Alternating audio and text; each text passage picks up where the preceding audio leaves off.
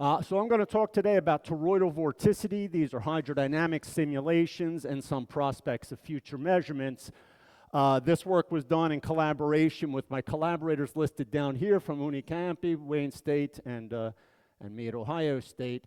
Cicero presented a related talk yesterday, and I'm going to be talking about these papers here, the original one in 2021, and then a follow-up. I'll be talking about, I'm just going to give a brief reminder about various vorticity patterns seen in heavy ion collisions and some that we hope to see. And then I'll focus on these vortical toroids or smoke rings in small on large collisions. I'll talk about hydro simulations with music, with smooth initial conditions, event by event fluctuating initial conditions, and also some prospects of measuring these things. So just as a reminder, as we all know, the global polarization, which was one of the first measurements made, or I guess was the first measurement made in heavy ion collisions, arises really from the longitudinal flow structure in a non-central collision, which has a structure in the transverse position. So that, for example, the fluid cells on the top here, we're looking down on the reaction plane, are moving very fast to the right, and on the bottom very fast to the left. And this really comes as a result of the thickness functions of the incoming nuclei. And of course, as we know, this leads to an overall curl of the flow field. This is the vorticity, or at least in the non-relativistic limit, the vorticity, and leads to the global polarization of hyperons, in this case, perpendicular to the event plane, parallel to the angular momentum. We also know that if we take a look down the beam pipe, in non-central collisions also, we have elliptic flow, which makes the fluid cells move faster in the event plane than out of the event plane.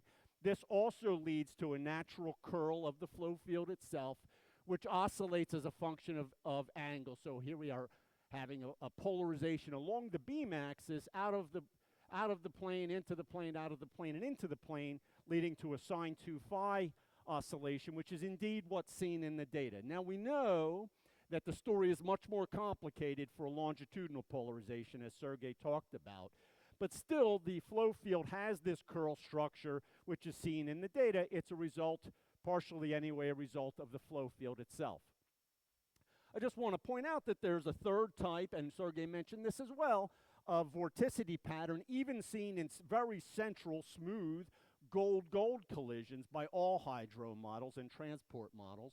In this case, of course, there's no angular momentum at all in the system, but if I have a very central collision and I create an extended plasma, let's say, at mid-rapidity, in the middle of the source, I'm going to have larger transverse flow than at forward and backward rapidities. This is a generic feature, and this, once again, leads to local vorticity in the flow field, okay? So if I take a look at forward rapidity, for example, or space-time rapidity, here I have my polarization or my vorticity pointing into the page. As I come around, it's now pointing out of the page, and this forms a circular pattern at forward and backward space-time rapidity, which point in opposite directions. This is the so-called circular polarization, which is a very nice paper here by Xie et al. They show here also, this is a very similar picture, but maybe a little bit more detailed, the XY plane. These arrows are not the flow field itself moving in a circle. This is the vorticity, as a matter of fact, moving in a circular pattern in opposite directions, forward and backward. One way to quantify this, to quantify the strength of this, is this R variable that Cicero introduced yesterday, the ring variable, which in the non-relativistic limit anyway, it's a little easier for me to understand, is the vorticity of the fluid itself, dotted with the cross product between the symmetry direction, in this case the beam direction, and the position or velocity of the fluid cell itself. So we'll take a look at this. This is seen in the music simulations for very central gold-gold collisions. So I'll just show a simulation here, and then I'll stop the simulation. So this then is the XY plane in the backward space-time rapidity, the forward space-time rapidity, and then this is looking down on the X eta plane. The red arrows are the vorticity. It shows the direction as well as the magnitude, and we see, again, a circular pattern of vorticity forward and backwards pointing in opposite directions, and this this continues throughout the collision and slowly freezes out. So we'll have this circular vorticity that in principle could be measured. So these are our, maybe let's say, our three forms, our three patterns generically of vorticity that we expect in a heavy ion collision. We also, this is the vorticity of the flow field itself, okay, the development of the flow field itself. We also can have vorticity visible due to the flow field, but generated by a small perturbation. And again, Cicero showed this yesterday, where I have a jet passing through, a bullet passing through the quark-gluon plasma, generating smoke rings in its wake. And I want to make the case that, in fact, a proton crashing through a gold nucleus, for example, if there's rapid thermalization, and there seems to be, will produce likewise smoke rings. Okay. So this is something like a bullet or one of these armor-piercing shells going through a sheet of steel. In high-speed photography, one can see when a bullet hits a piece of steel, there is, for a short time, hydrodynamic behavior, or hydro sort of flow fields. And these are some pictures of armor-piercing shells passing through steel. In this case, there is, for a brief time, hydrodynamic behavior, which, fortunately for us, kind of gets frozen out in time in the pattern. And in this case, we could see the frozen out, or frozen in, I suppose, evidence of vorticity as shown in the exit hole here. So the vorticity in this case would point in this direction if I sort of take a curl with my right hand, forming a circular, in this case, a toroidal pattern. Okay? The presence of such, if we really have rapid thermalization like a bullet passing through steel in p-gold collisions or light on heavy collisions, this would provide compelling and rather unique evidence of the smallest droplet of QGP, which has been claimed both at RIC and the LHC, usually based on the V sub n's as a function of PT compared with hydro models. Okay? Really, Helmholtz pointed out a long time ago that the quintessential feature of hydrodynamics, of fluid flow, is the generation and persistence of smoke rings, toroidal vorticity, in response to a localized perturbation, like blowing smoke out of your mouth or a bullet passing through steel. So how do we quantify this in heavy ion collisions, or anyway in ion collisions? We imagine, let's say, a central proton gold collision forming some kind of thermalized plasma. Generally, when one generates the longitudinal field, initializes the hydrodynamics, one uses Bjorkane flow profile, just like in heavy ion collisions, where the speed, the longitudinal speed or rapidity of the cell is proportional to the space-time rapidity and independent of the transverse position of the subfluid cell. On the other hand, I would argue that it's much more natural, if I have a proton crashing through the gold nucleus, that there should be, I mean, one can even think in terms of continuity, that the center of this tube is going to be moving more along the direction of the proton, while the edges of this tube are going to be dragged back, if we like to think of it that way, by the gold nucleus that it passed through. So I might have a flow pattern that looks something like this, where if you look closely, the center of the tube has stronger arrows pointing in the proton direction, while the edge of the tube, at least in some reference frame, let's say mid-rapidity, point in the direction of the gold. Okay? To quantify this, the way we implement it in the model, we have the energy momentum tensor. There's no transverse flow in the initial stage, so Txx and Tyy are 0. But in the longitudinal direction, we have the standard parameterization, and then we modify it according to this YCM, the speed, let's say, of the center of mass, which is modulated by the thickness functions, Ta and Tb. This really is the, and so if there's an F parameter here, so if F is equal to 0, then we have standard Bjorkane flow. If F is not 0, we have something showing this flow structure, which we can call the matter overlap flow structure, which really is the natural initial state of a PA collision. The sort of argument that leads to this in terms of the thickness function is exactly the same as what generates the longitudinal flow profile that seems very natural and we seem to see in heavy ion collisions that are non-central. So now we're going to look at the consequences of this matter matter overlap flow profile. First of all, the consequence is in hydrodynamics that sort of the standard observables, that means dn d-eta, the PT distribution, et cetera, are not changed. So going from one initial state to the other, we wouldn't really be able to notice in a dn d-eta distribution, for example.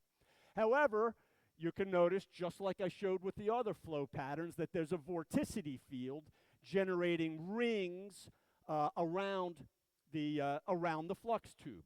And here's another illustration by one of my colleagues that sort of shows this a little bit more clearly. One can say you have a series of smoke rings or a smoke tube or something like that. And the way we can measure that is by measuring hyperon polarization. I just want to make a connection to the measurement of Takahashi, which introduced spin hydrodynamics in some sense, or at least the connection between the vorticity of a fluid and the polarization, in this case of electrons. Usually we sort of make the connection to this picture here, where we have fluid flowing down a channel, and the walls generate some sort of friction, slowing down the fluid at the edges, whereas the middle of the fluid flow is moving more quickly. This leads to a polarization, it leads to a vorticity, which leads to a polarization. The same argument that we make, he made this as well about a year earlier in a macroscopic system. However, I'll just point out that this was not the experimental setup of Takahashi. Rather, it really was fluid flowing through a capillary tube, a cylindrical tube. In that case, it's much more similar to what we have in the heavy ion collision or in the PA collision, where the drag from the walls due to surface friction generates toroidal vorticity, smoke rings inside the tube. Okay. All right, let's see. I showed you some simulations, some time evolution of AA collisions. Let's see it now for PA collisions. This is the same picture as before, much faster because it's PA. So maybe I show it again. I think I could show it again. Let's do this then. And this is the standard Bjorkane flow initialization that one often uses. You see a very similar picture as you had for AA. It's PA, so there's naturally more matter on one side than the other in the A going direction. But we see circular polarization forward and backward in opposite directions, just like an AA collision. Meanwhile, if I use the matter overlap flow profile, which is much more natural, one sees something different. In this case, we see a rapidity, a pseudo-rapidity or space-time rapidity even phenomenon, where I have much stronger smoke rings in both the forward and backward direction, which persist through the collision and which hopefully we can measure. So here's just sort of some snapshots to sort of illustrate this, just from the movies, where a heavy ion collision, Centro gold-gold, looks very much like a p-gold collision if we use Bjorkane flow profile, which I would argue is not the right thing to use. Whereas if we use the matter overlap flow, we generate these smoke rings, which during the evolution of the hydrodynamics generates these toroidal vorticity patterns in the flow. Okay, so here's just an example. That was all hydrodynamics, where I'm talking about the curl of the flow field and the vorticity of the flow field. At the end of the day, as an experimentalist, I want to measure matter. So here's just, I told you that it's a generic feature of any kind of hydrodynamics to generate vorticity, and if we put a particle into there, this little bottle cap rotates. So let's stop that movie there. And this is the particles that we measure. We know how to make this connection, or at least it's standard in hydrodynamic calculations, to say that there's a connection between the fluid cell properties, its average speed, the chemical potentials, temperature, et cetera, and vorticity, hydrodynamic parameters, and the hadrons that freeze out from it, the flavors, the yields, the momentum, and in our case, the polarization. The connection is usually made through the Cooper-Frye formula, which connects the vorticity of the fluid with the spin orientation of the hadrons that freeze out from that fluid. Typically, we use the thermal vorticity, although there are alternatives, which seems to have gone out of fashion, which is probably a good thing. And there are non-vortical symmetric shear contributions, which I can discuss at the end in my backup slides. But this is the connection that we make, so we could talk now about lambda particles that we can actually measure. This is a calculation that we did exactly of this, calculating the vorticity in the flow field, going through the spin-dependent Cooper-Frye, and these are the observable quantities that one should be able to measure in experiment. This is the spin, the average spin of the lambdas, which is to say the polarization, dotted with the cross product between the beam direction and the momentum of the lambda in the lab frame.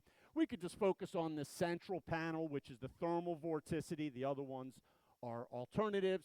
And we see that for the Bjorkane flow profile, there is some structure, but for the matter overlap profile, we see a strong rapidity symmetric vortical toroid signal. This is true for both lambdas and anti-lambdas. That's important, for example, when comparing the hadronic effects. The lambdas and anti-lambdas are not identical because music conserves baryochemical potential, so it really pays attention to the baryon structure of the particle. But they're very similar, and they're strong, at the order of about 6% or so. These were for smooth-on-smooth initial conditions. We followed this up with a rather detailed study using lumpy, event-by-event, fluctuating initial conditions.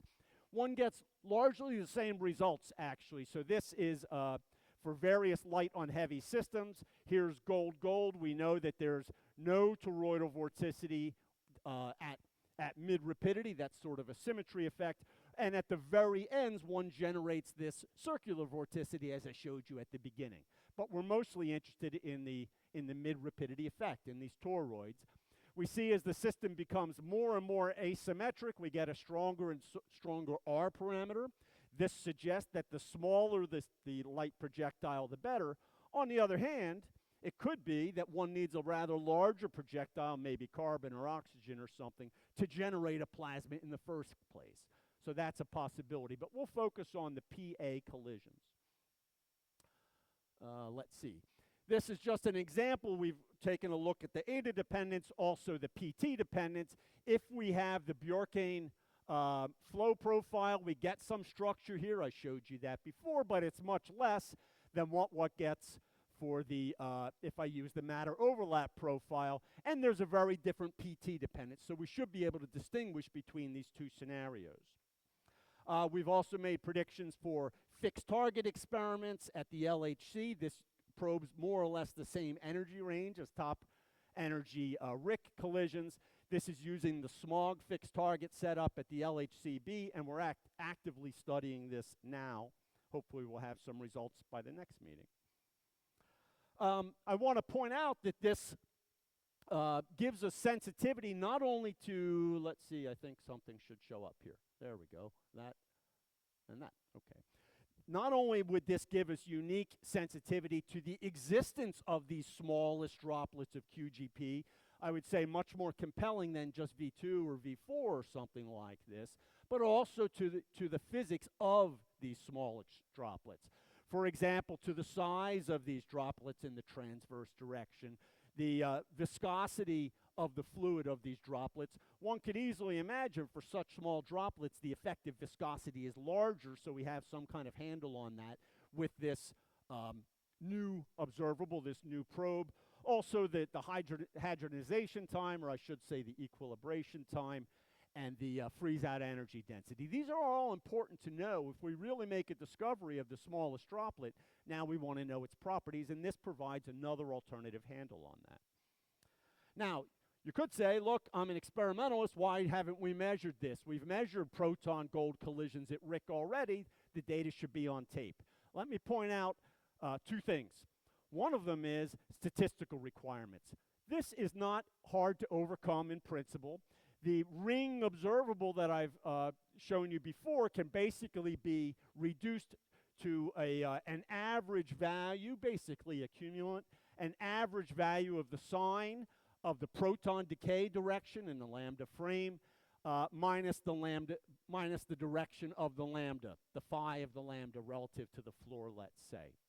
This is very similar to the global polarization that STAR has measured before and other collaborations have measured before, where it's the angle of the proton in the lambda frame minus the event plane direction, okay? However, one measures an event plane with finite resolution. with finite resolution. It might be a factor of 2 or something like that, and that reduces essentially your signal to noise or your significance. So in fact, it's much easier and statistically preferred to measure the ring observable. This is a good thing, okay?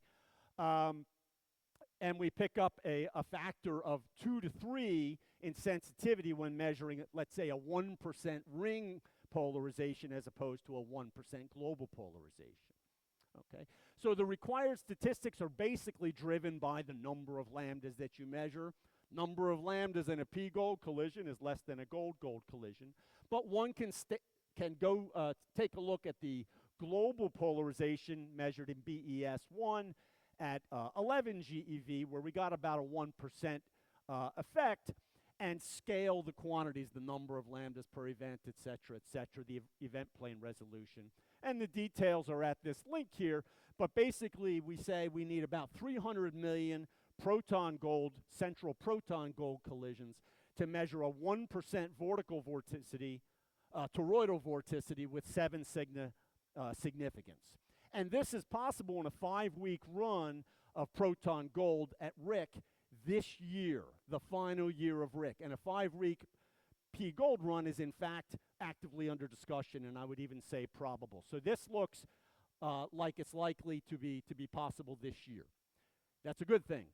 Here's something that's very difficult, and I think very few people understand it except experimentals who have tried this, and Sergey is, I think, one of them, and that is experimental effects. I won't go into the details of this because actually it's rather complicated, but due to the fact that we have a magnetic field in star pointing in a particular direction, that leads to an efficiency and a resolution effect on the decay topology of the lambda. And we get the polarization of the lambda from the decay topology of the lambda.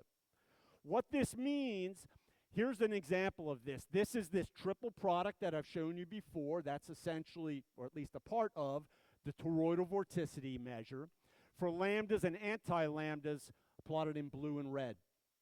In the left-hand case, this is data taken, I think, in 2019 for gold-gold collisions at 27 GeV.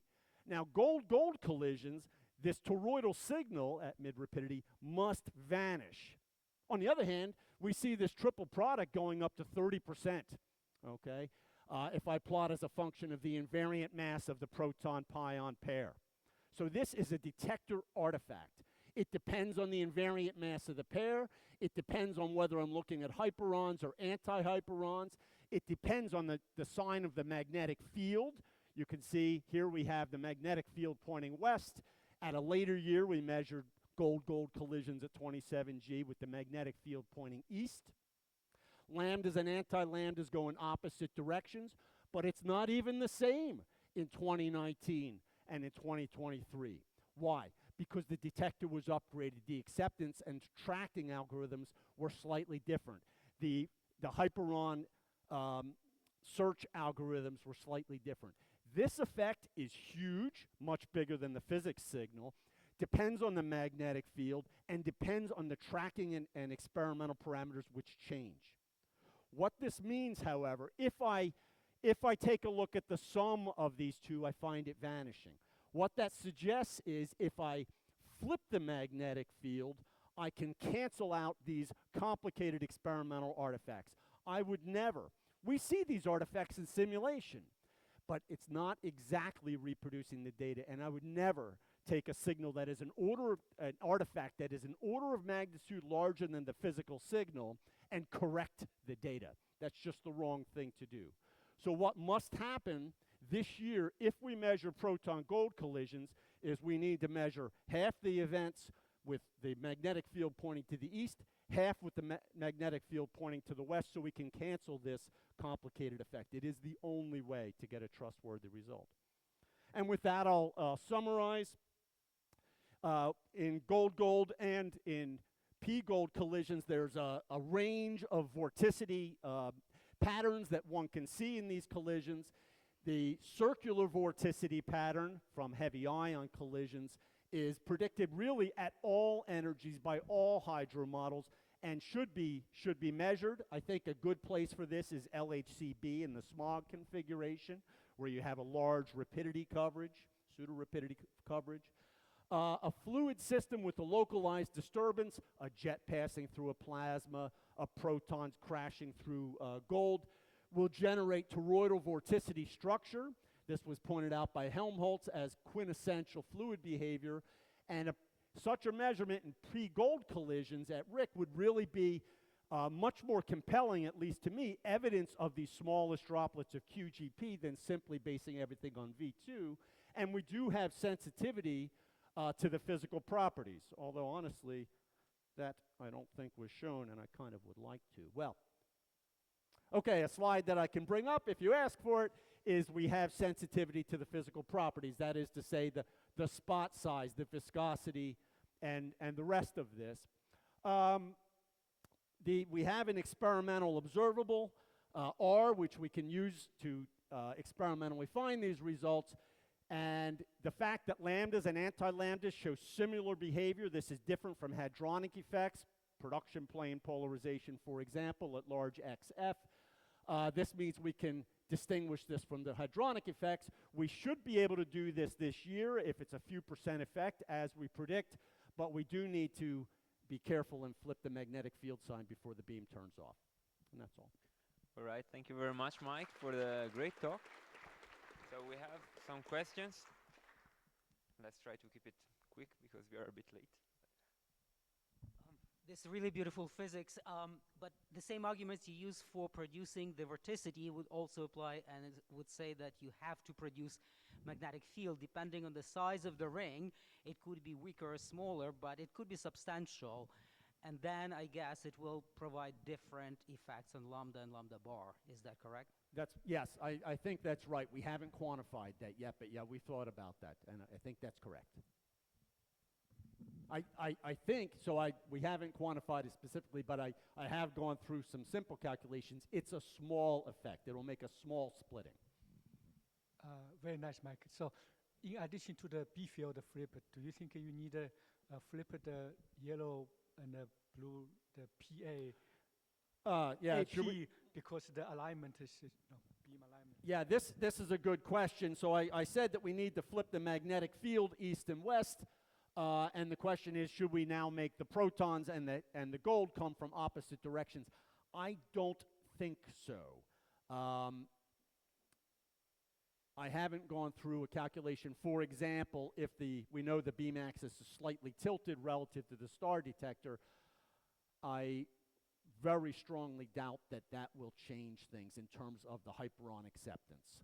But that's but as an in-principle statement, yeah, that would be preferable. I think that from a practical point of view, that will not happen, and I'm pretty sure that won't matter.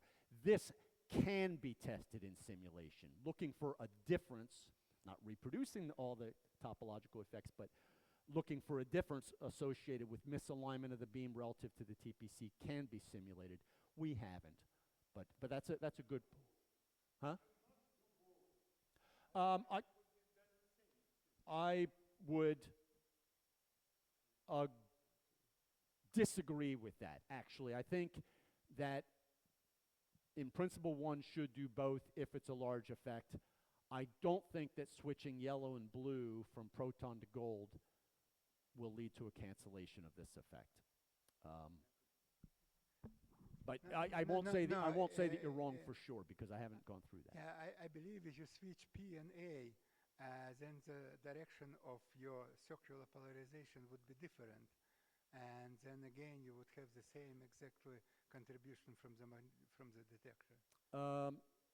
Okay, that is possible. So one could either flip the directions, blue and red, blue and yellow, or change the magnetic field. I would say switching blue and yellow will not happen. So the magnetic field is something we can control. We could do that in a couple hours. All right. Thank you very much, Mike, again. And the next speaker is Raul.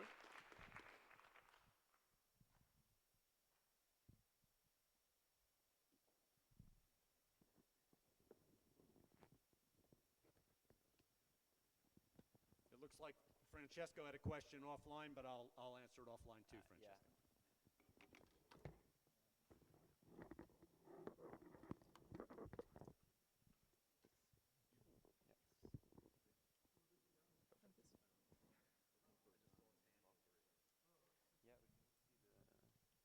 Sorry, Francesco, I cannot see Zoom questions, unfortunately.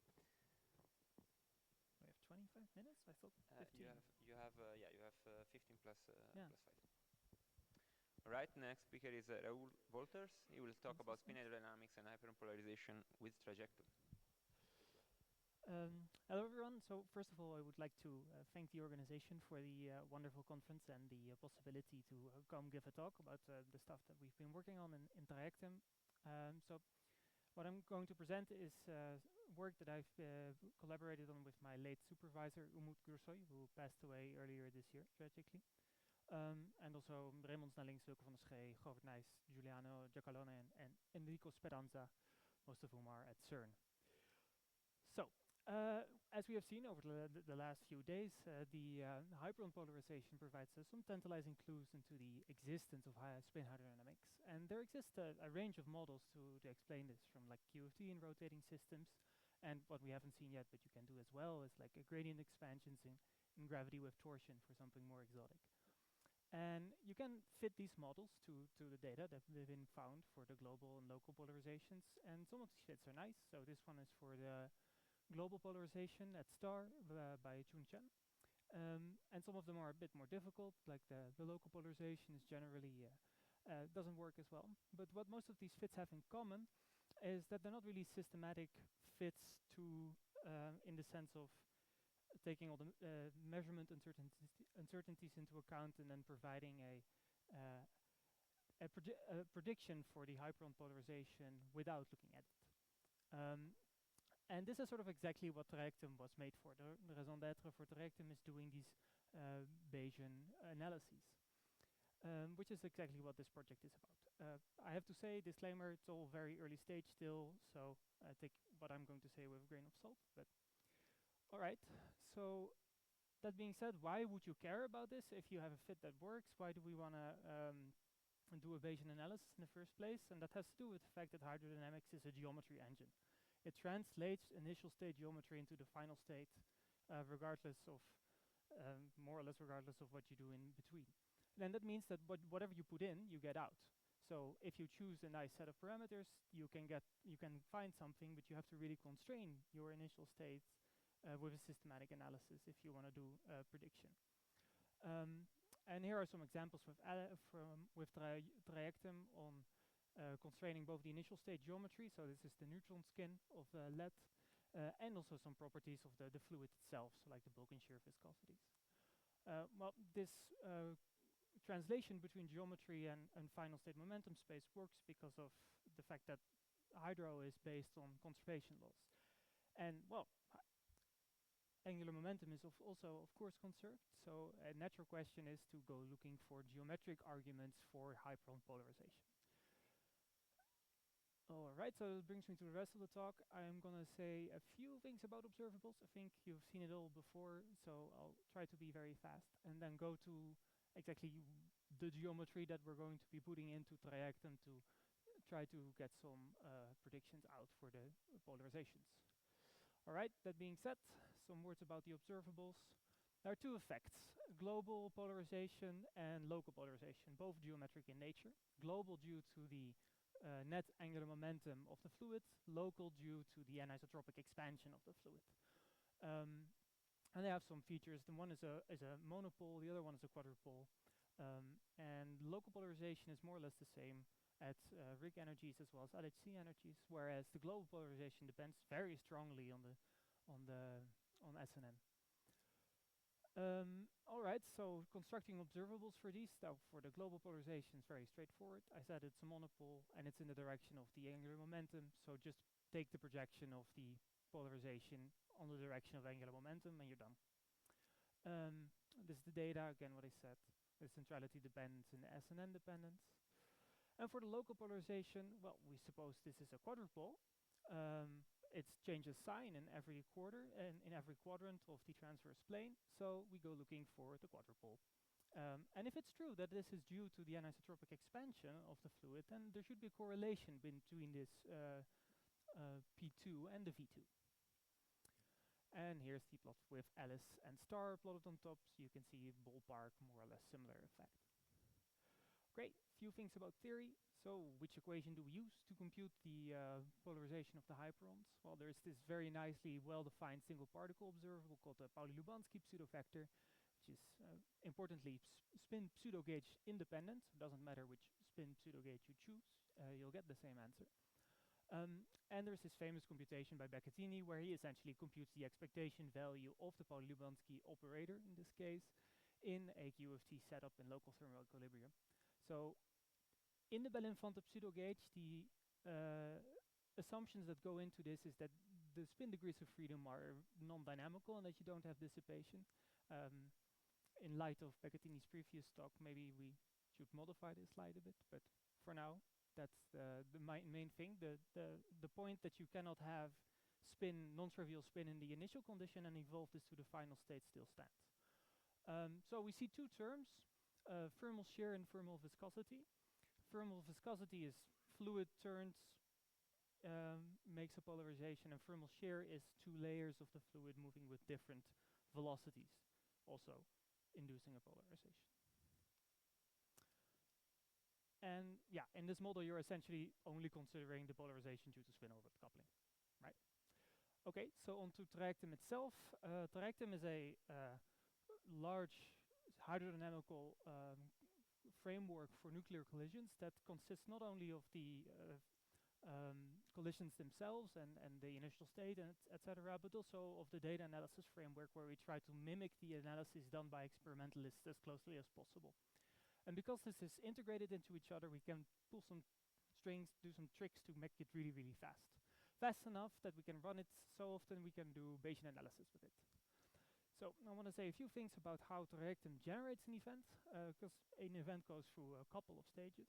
First, we just set up the projectile collision geometry, but usually these have fluctuations and are super spiky. If you were to throw this directly into the hydro, the gradients are so large you get instabilities. So you have to smooth out the initial conditions first, which is what the pre-hydro stage does. And we've used some linear interpolation between like an ADS CFT result and a free streaming, so like infinite coupling and zero coupling in the energy momentum tensor. Next is maybe the boring bit, which is just standard DNMR, second order viscous hydro, where we evolve the fluid from the beginning of the hydro sim to, well, the end of hadronization. Then we change the prescriptions from a fluid to a collection of hadrons for the standard Cooper-Frye hadronization procedure. As I said, we use viscous hydro, so there are some viscous corrections to the Cooper-Frye equation that you see here that I haven't written down. But the idea stays the same. You have energy momentum continuity on both sides of the freeze-out surface. All right, so you produce your hadrons, but those aren't the ones that you measure in the detector. You have first scatter and decay them. And Smash and your community have put a lot of effort into doing this already, so we just use those. We couple to Smash, usually, most of these analyses. All right, so the Bayesian analysis itself, what does this do? Well, it's a sort of glorified least squares fit in a sense, but then a lot faster. So we use this algebraic identity that has been known since like the 1600s, a statement about probability theory, to obtain a probability distribution over the parameters of your model. And to do this, you have to sample this product of the L distribution, the distribution in your data, and the what we call the prior distribution. So usually the priors are just flat. So we're really sampling mostly the likelihood. So to do this, you do have to assume a form for the likelihood. Usually the standard ansatz is just a Gaussian. So you assume that the errors, statistical errors in your data are nice Gaussians. And then you get this conditional probability distribution where the M function is, well, Trajectum pretty much. It gives you a prediction for all of your observables given the set of parameters that you feed it.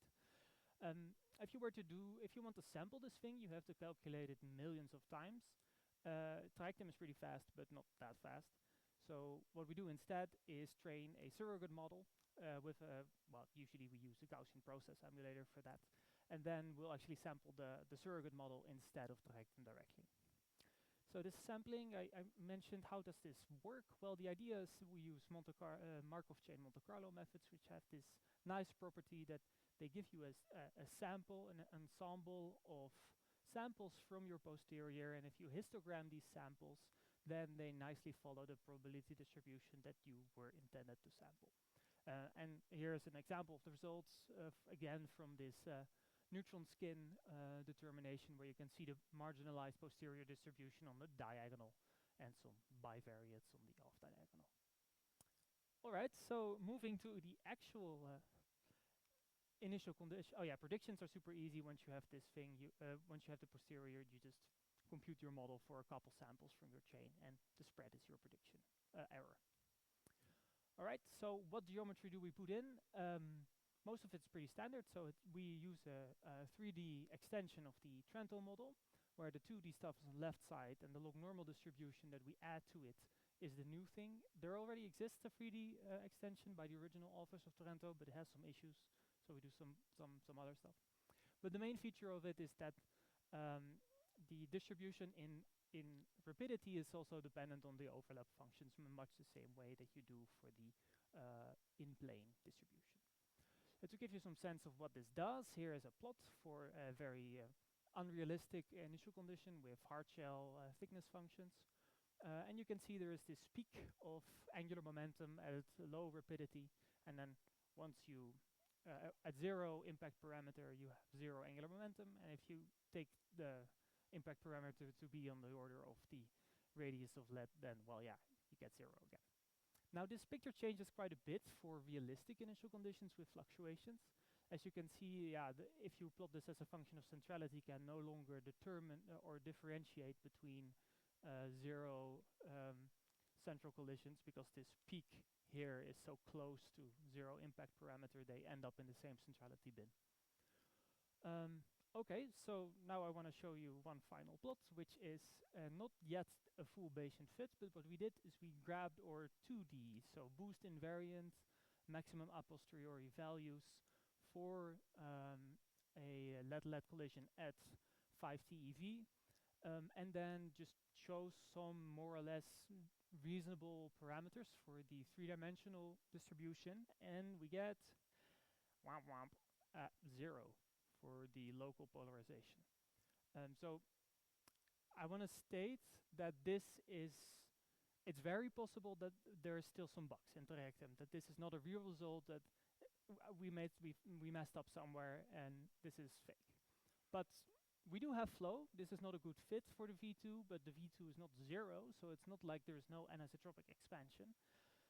So why could this be the case? This is the next slide. So here I have plots of the thermal vorticity, thermal shear, and then the temperature on the right from just a random event based on the 1000, drawn from the 1000 that you saw on the previous slide. And I want to focus on this quadrupole structure that you can see in the thermal shear. Thermal shear is the most important contribution to the local polarization anyway. The quadrupole, the collective motion of the fluid, is only visible if you push the freeze-out surface far away from the center. In the middle, due to the fluctuations, you get these colliding shock waves of the expanding blobs of initial entropy distribution that completely mess up the quadrupole structure. This means that your local polarization becomes extremely sensitive to the freeze-out temperature. So if you choose your freeze-out temperature lower, you push it out to the edge, you can find a non-zero global polarization, local polarization. But if you choose the maximum a posteriori value, which we grabbed from boost invariant Bayesian analysis, then you get 0. You're integrating over your fluctuations, and those integrate to 0. That being said, again, preliminary stuff, there could be bugs in Trajectum. All right, so we still have some homework to do. We want to get these fluctuations, the effect of the fluctuations on the angular momentum under control. And actually do fit these 3+1 conditions to the data, both at Alice and at star energies.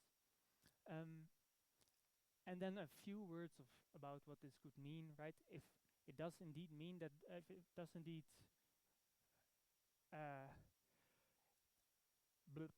if we indeed have to conclude that the local polarization with a nice realistic fit of the freeze-out temperature is still 0, then it might be that you do have to do a little bit more than just spin-orbit coupling. And an example of this is a recent paper by Enrico Speranza, where he considered fluctuations of spin in the initial state.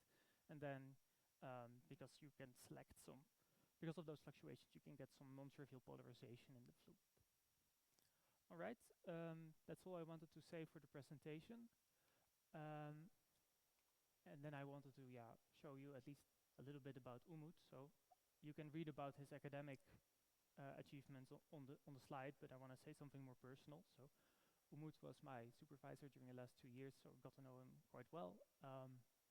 He's a very warm, kind person who is, always been a main pillar of the Dutch theoretical physics community. He organized many events where we got together and discussed these monthly holography meetings. And unfortunately he passed earlier this year due to a pre-existing medical condition while visiting IAS. All right, that being said, I would like to thank you for your attention. All right, thank you very much, Raul. And so I guess also in the name of all the community here, I think we can say we're all very sorry for the loss of Umut. I didn't personally have too many interaction with him, but the few I had were really memorable. Yeah. So we have time for questions from the audience.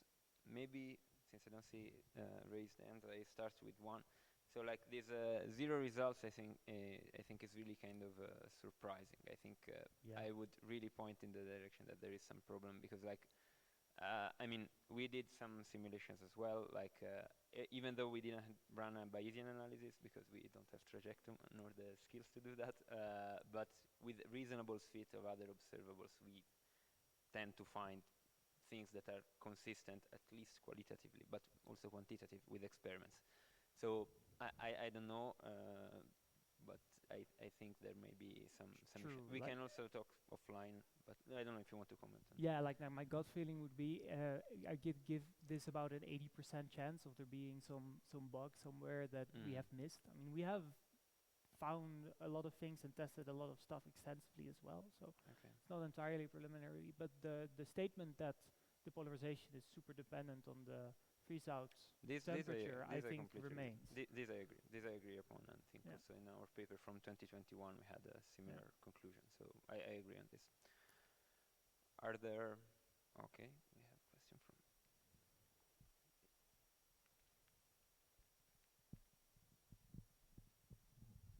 Now, this is kind of a naive question, I guess, but I remember when using music that calculated the vorticity, the local vorticity in the hydro simulation, often is not that easy numerically. So sometimes even back in the day, people would turn off the term which had vorticity in music to make the simulation more stable. So I wonder if in Trajectum anyone has looked at the numerically how well are these local vorticity calculated, and if you need more precision, in when setting the grid size or to calculate these things. You mean how sensitive it is on the grid size? For example, yeah. Yeah. So not very. I mean, this quadruple structure at the end sort of remains. You do have to ignore the edges of this box. That is just numerical artifacts. And what's not shown here, of course, is the X-ADA component, which is the one that's responsible for the global polarization. It also has a similar quadruple structure. But so as far as we have seen, it's not super sensitive to grid size. Okay, thank you. All right, further questions? If not, let's thank Raul again. And the next speaker is Mauricio Hippert.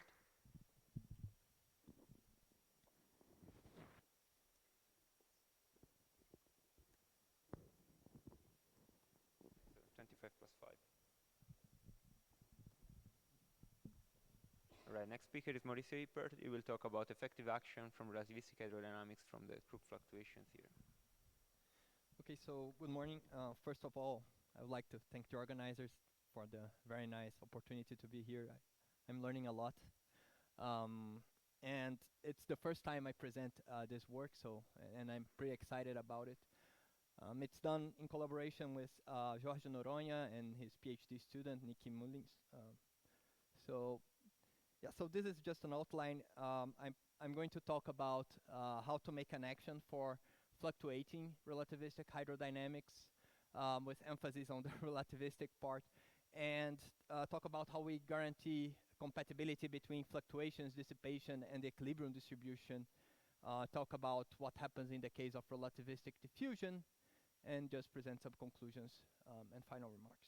Okay, so the motivation we had in mind initially is basically the search for the QCD critical, the putative QCD critical point.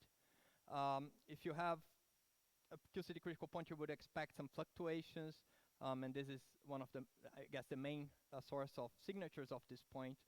But you have like a relativistically expanding quark-Coulomb plasma. So if you want to do relativistic hydrodynamic description, then you need to have fluctuations in relativistic hydrodynamics together.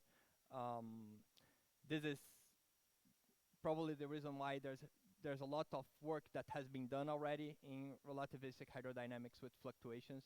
Another motivation is small collision systems in high energy nuclear collisions. So Mike Lisa just talked about proton nucleus, and pretty much once you have a small system, then of course you expect fluctuations to become more important, right? So what are the issues? I mean, I just said there's a bunch of work that has already been done, but the issue is it's very hard to guarantee relativistic causality. Many times this is simply not there at all. And particularly, and also stability in any reference frame. And these two things are linked actually. So if you don't have relativistic causality, you don't usually have, you don't have stability in any reference frame. So the reason, one of the reasons I think this could interest the audience here is that our goal is not doing some general formalism for doing this relativistic theories, and this could be nice to, like, one could apply this to different scenarios, maybe spin-hydro and so on, and it allows for the inclusion of external fields in a way that's thermodynamically consistent. So hopefully people will find it interesting. So okay, just as a warm-up, you could think about the simplest case where you have fluctuations would be Langevin equation. So for instance, if you have just some relaxation equation where you have some field or macroscopic quantity that's going to equilibrium, then, I mean, the relaxation to equilibrium would, in principle, if you don't put fluctuations, erase all information about the initial state, but also set all the fluctuations to 0. If you want to describe fluctuations in equilibrium, then you need to add some noise term, and hence a Langevin equation appears in this simple scenario. And of course, the size of these fluctuations in equilibrium at long times, this will depend on the competition between the noise term and dissipation, of course. And thus, we get a fluctuation dissipation relation, which links these things. In general, you can turn this into a theorem for linear response, the fluctuation dissipation theorem, which relates the retarded and symmetrized Green's functions. Okay, so you can see that in a more hydro-like context of diffusion, for instance. So if you have diffusion, usually the way we non-relativistically described it, you would have fixed law, which is basically just say you have a diffusive current that goes with gradient, and then you have some noise there. And if you look at what you expect from the equal times correlators at equilibrium, then you can find what your noise amplitude strength has to be. And again, this is related to how much dissipation you have and how much fluctuation you expect in equilibrium. Okay, so what are the challenges that I intend to address here? So first of all, we have a relativistic flow in the systems we're interested, so we need a relativistic causality. This is more than just writing things in a covariant manner. So for instance, the relativistic Navier-Stokes equations are famously acausal. Moreover, if we think, for instance, about large deviations from equilibrium, again, small systems could be an interesting place to look. And I mean, also, if you want to look at higher order fluctuations that people are interested in for signatures of the QCD critical point, in principle, you should make sure that your fluctuations are compatible with your equilibrium distribution beyond just the Gaussian case. So, so yes, I mean, besides that, you need to make sure that causality is also holds beyond the linear level. So, nonlinear causality is much more than linear causality, and in general, I mean, it's not just a matter of looking at dispersion relations or looking at some linear conditions. It's usually pretty complicated, as you can see in these references. So if we want to deal with that, we need these conditions, which can be very hard to find in general. And finally, if you have fluctuations and this velocity gradient, of course, I mean, if you think about Navier-Stokes, for instance, Navier-Stokes hydrodynamics is only stable in the local rest frame. And you can't, of course, take the local rest frame in the entire fluid, right? So this brings some challenges if you do something based on it. So if you just boost, you get unstable stuff. And the reason behind that is pretty much that if you want to have something that's stable in all reference frames, relativistic reference frames, you need causality. And the reason is basically relativity of simultaneity. So if you have something that's outside the light cone, but is dissipating some signal forward in time, and you change reference, basically what you will have is a signal that instead of being dissipated, is exponentially increasing, right? Because dissipation backwards is just instability. And that's what happens if you go outside the light cone. Okay, so sorry, the time is not moving here, so. Okay, okay, so let's see how we deal with these issues, okay? So first of all, we choose to use a path integral approach, so an action approach. And the way you can do that, I mean, there's different ways to implement, like Martin-Sigia roads, but we want to start from the action. But in general, if you want to do dissipative systems, you need to double your degrees of freedom. This comes in Schwinger-Keldysh, Martin-Sigia roads, and even in a classical context. And then we can insert sources and make variations to get the different endpoint functions and Green's functions and so on.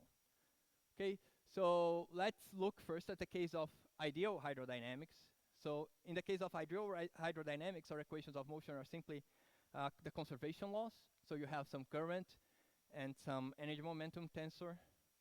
And we simply impose their conservation as delta functionals. Basically, we impose them exactly at fluctuation level.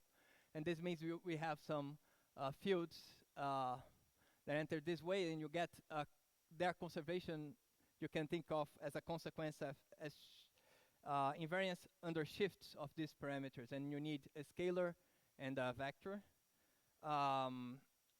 These are auxiliary variables, but we should have corresponding variables that are physical, and these are some alpha and beta, and we just introduce these currents as conjugate to them, and conjugate to them in the sense that they are the derivative of some current with respect to these fields, to this alpha field and this beta nu 4 vector.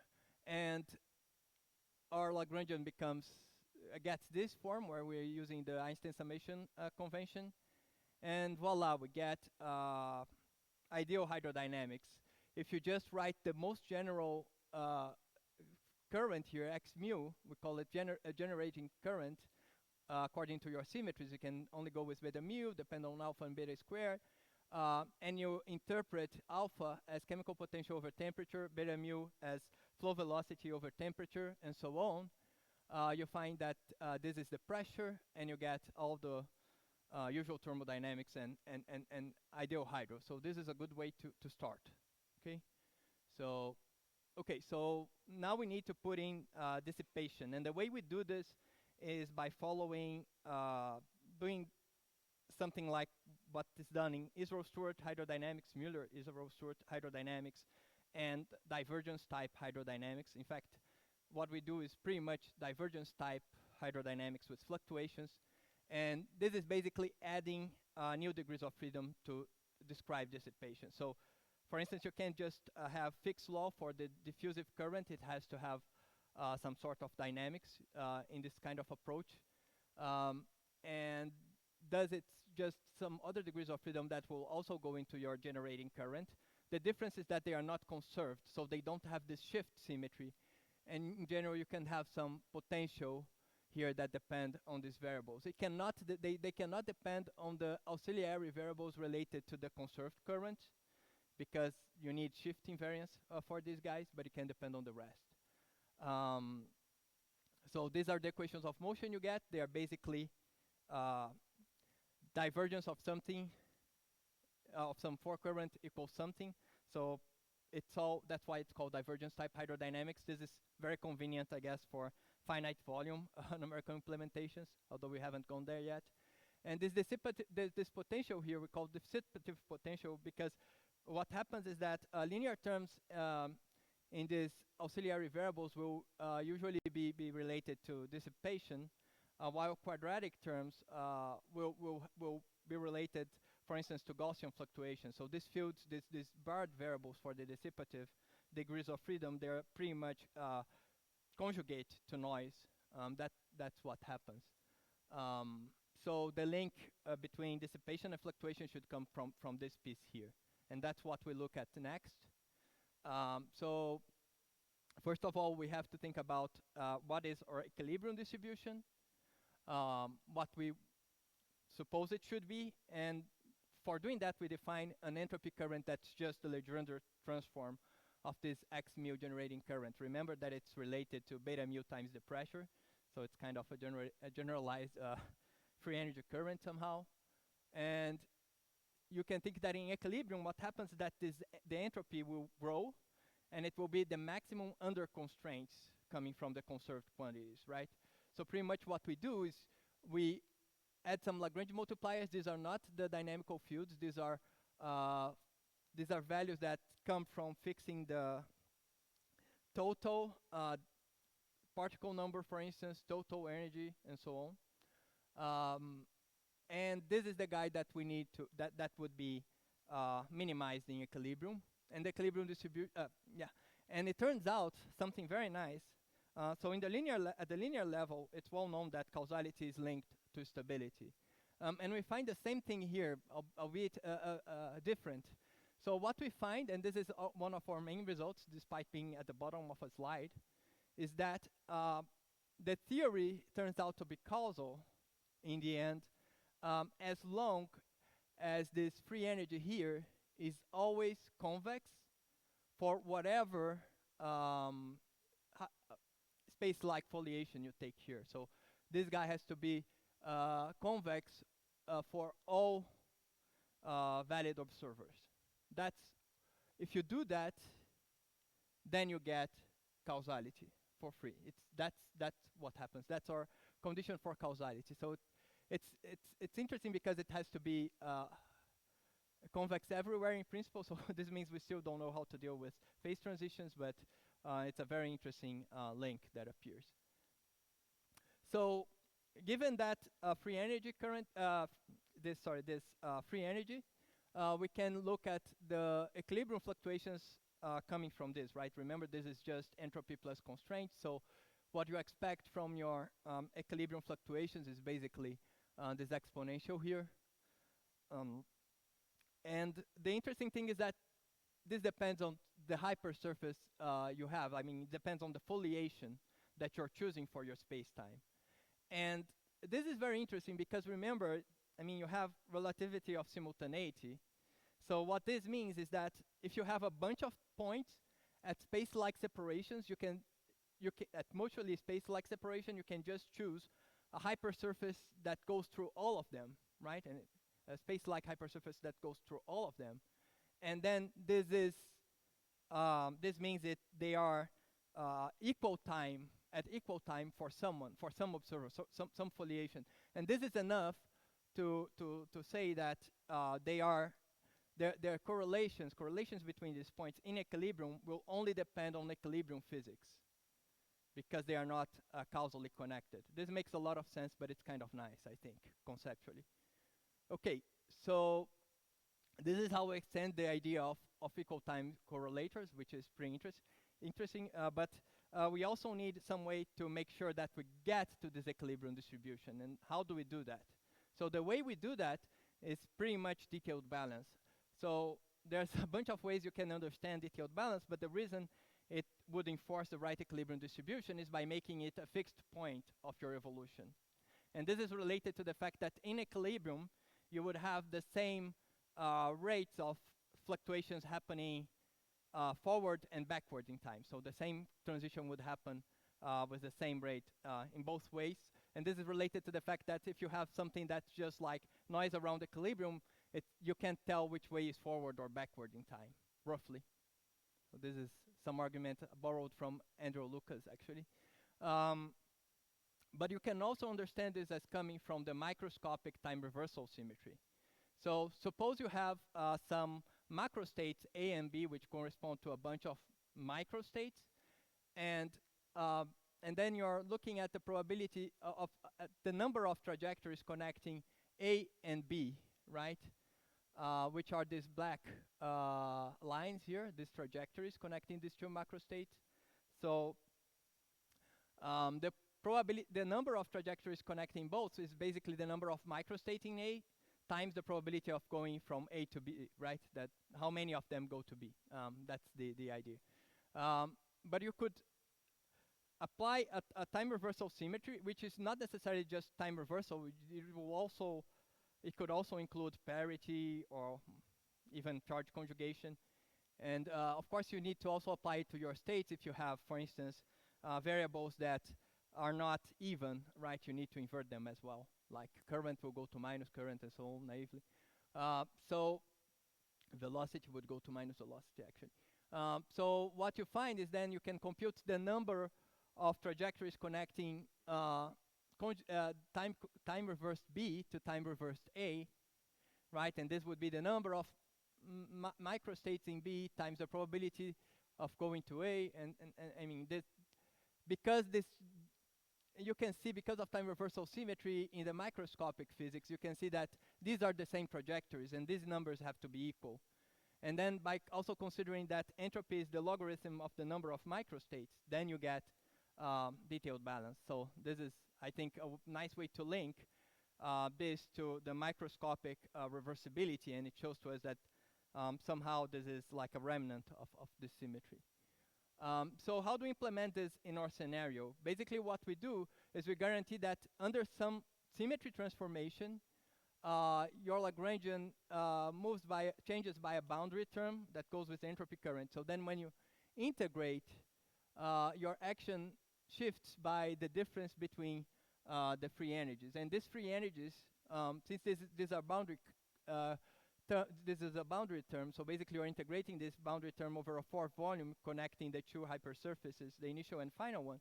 I mean, whatever hypersurfaces you choose, this will work, right? You'll just get the entropy here and the entropy here, and in the end, the difference is basically the difference between this free energy, the way we defined it.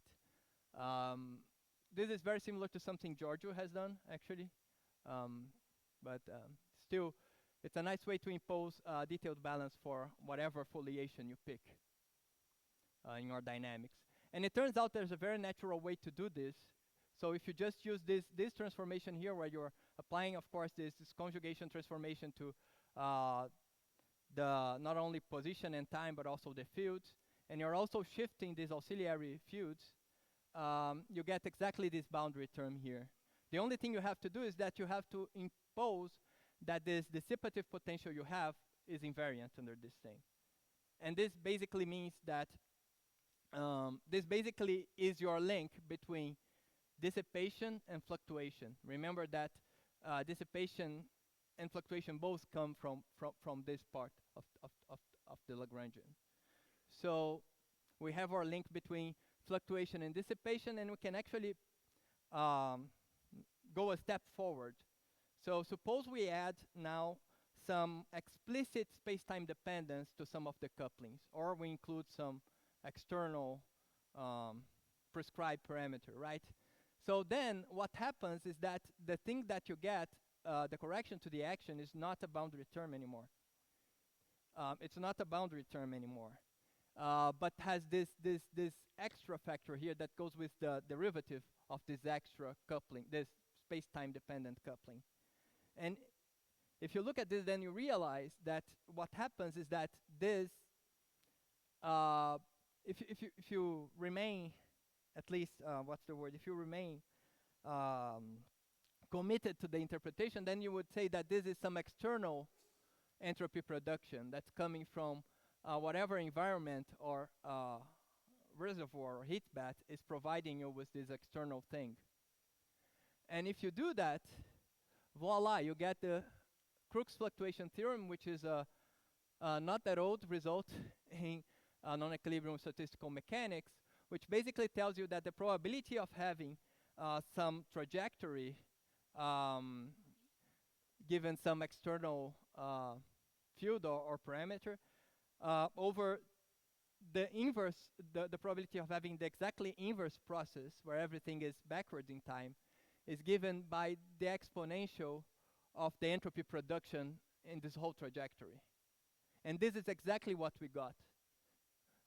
Usually, when you do this, people would interpret this as actually the part we had from the boundary term plus work over temperature. And then you see familiar things such as when you have something reversible or adiabatic, I mean, you have something reversible or adiabatic basically when work equals free energy difference, right? So as long as you do things very slowly and then the work is just a free energy difference, then the process is reversible. And this also gives you stuff like the Jarzynski equality and so on and so forth, other results. So this is very nice because we can do things with external sources and fields and whatever. And there's something also interesting. So for instance, if this allows you to put external fields, but you could also think about, okay, and so for instance, you can include some external field by shifting the pressure, and then you get something like this, and some external entropy production. But we want to compute Green's functions, right? So you need something to get the average of your fields. And then you would have something that would couple like this source, what I'm calling lambda bar, because it's related to the external field lambda. And what we find is that, and then basically, what you can do is basically make variations of some effective action, which we define as like this path integral between minus infinity and plus infinity in time, and do variations to get, for instance, the average of the fields, the retarded Green's functions. You can do advanced Green's function, symmetrized Green's function, whatever you want. So you can get endpoint functions in general from here. I mean retarded and advanced. And what we find is that if you put this external source and field, like if you have these two things, lambda and lambda bar, it turns out that you get a symmetry where they are related in this, they change in this way here. So basically, you go back to having a Z2 symmetry. The thing you get goes back to being a boundary term. So you get a Z2 symmetry related to the Crooks theorem. But the source and the external field also change, and they change in this way here, which is exactly what you get if you're thinking about Schwinger-Keldysh theory. It's the Schwinger-Keldysh formalism. In the Schwinger-Keldysh formalism, this kind of transformation here is exactly what enforces the Kubo-Martin-Schwinger condition. The difference is that when people do effective field theory based on Schwinger-Keldysh, on the Schwinger-Keldysh formalism, usually they impose the same transformation laws to these fields, not only for the sources. And this sometimes can make things more complicated and makes this, and I have no idea how to impose causality there, for instance. Okay, so yeah, so by doing that, we have this, so we can get this Kubo-Martin-Schwinger symmetry, as they call it. It's a discrete symmetry, And basically, this guarantees not only the standard fluctuation dissipation theorem, but also generalizations to arbitrary order.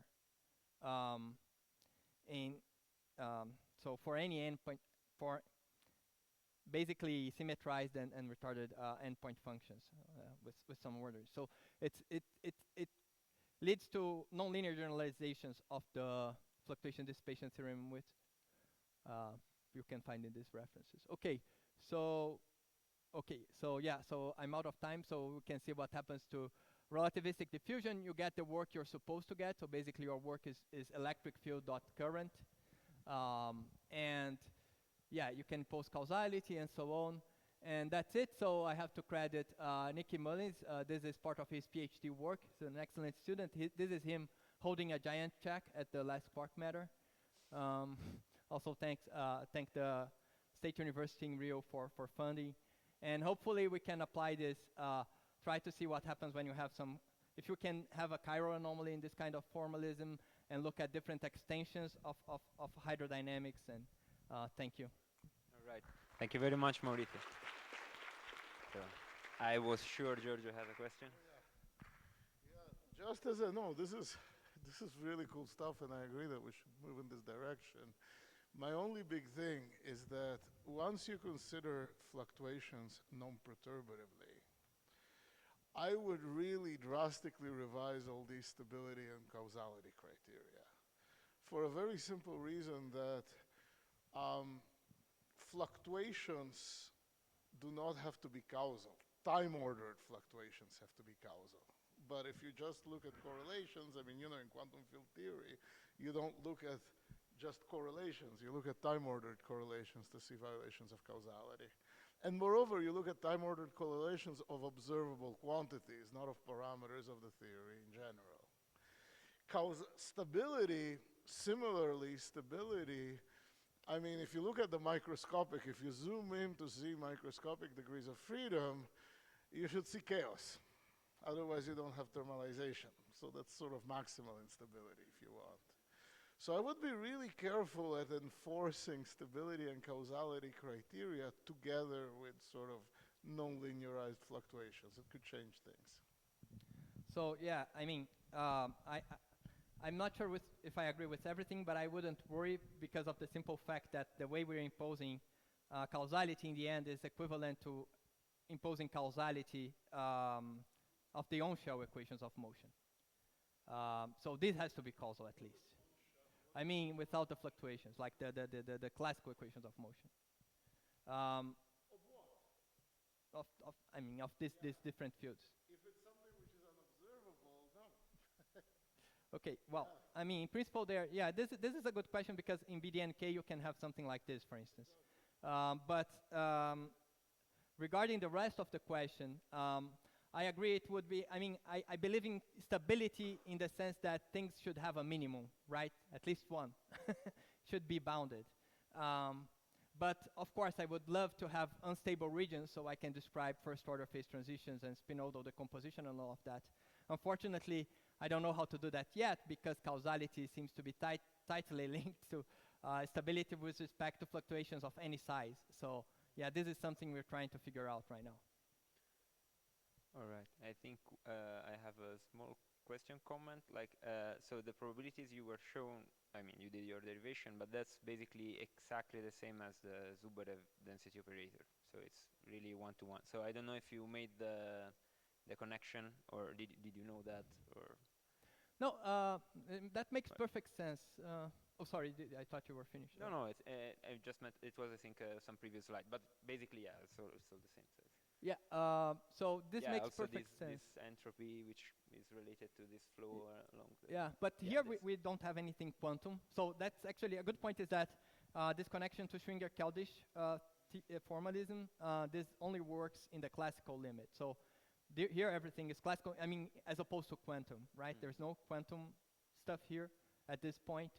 But yeah, I mean, this is interesting to hear because it makes sense, but this is not how we got it, right? I mean, this is how we figured out I think this it's is the free energy we figured out was the right one. yeah, I pretty think much. it's basically the density operator Mhm, evaluated on some state. And- But we can talk about it. But this guy offline, always so it's, satisfies the killing condition, though. sorry. This guy has to always satisfy the killing condition, though, and this guy has to be constant. All right, then I Yeah. think we can Yeah, talk yeah, offline okay. because we are a bit late. So thank to Mauricio and to the other speakers. And yeah, now it's lunchtime.